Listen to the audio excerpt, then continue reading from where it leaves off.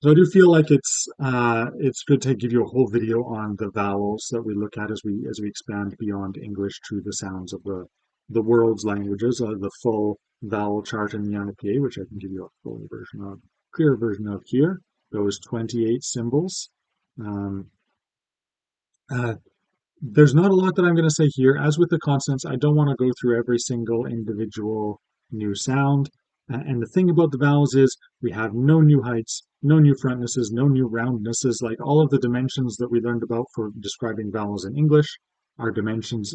That's the full set of dimensions that we use to distinguish these 28 symbols from each other, these 28 sounds from each other in the IPA.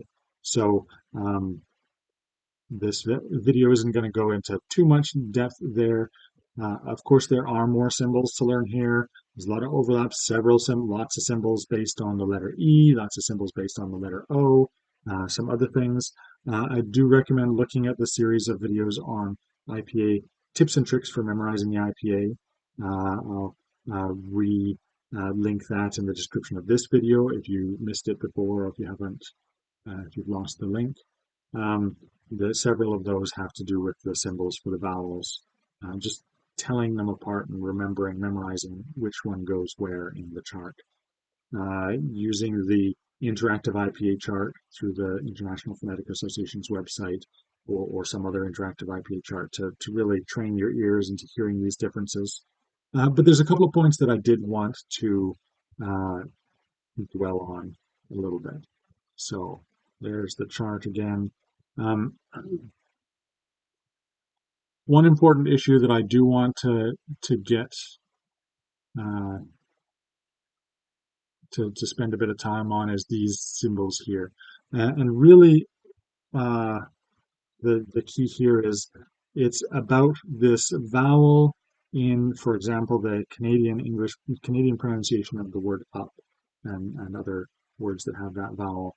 Uh, it's usually transcribed with the wedge symbol. That's the one on the right here. Um, However, it's often described in introductory textbooks, for English language linguistics at least, as a mid-central unrounded vowel. And the mid-central unrounded vowel in the IPA is the schwa. This sucker is, if we go back to the other, oops, uh, this sucker is way off on the right here. It's an open mid-back unrounded vowel, not a mid-central unrounded vowel.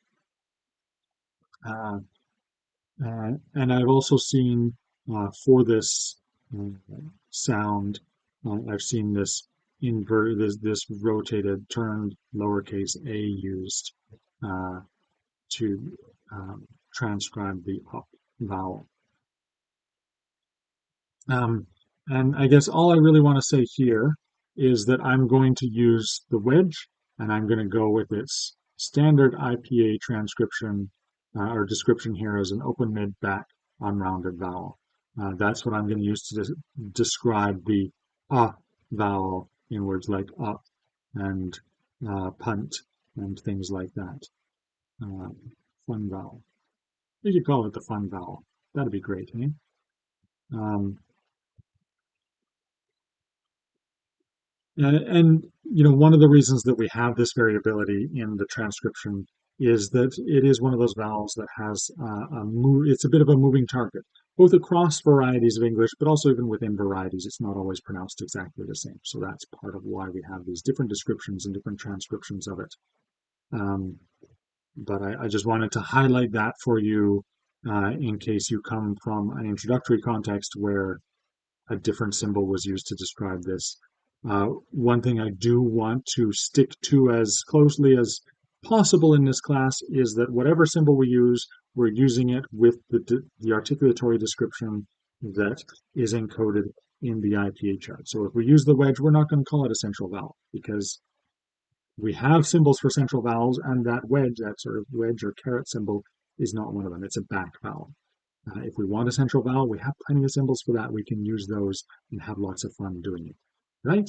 Okay, so go ahead and do what you can to memorize your vowel chart, wear it around, literally or figuratively, play with it, try, feel the sounds in your mouth. I, we, like play around with them, really like make it part of your physical existence.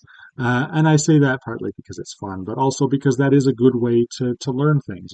Language, speech sounds are a physical thing, and to practice them physically will help to memorize them intellectually. Um, so have some fun in public, in private, whatever's more comfortable for you.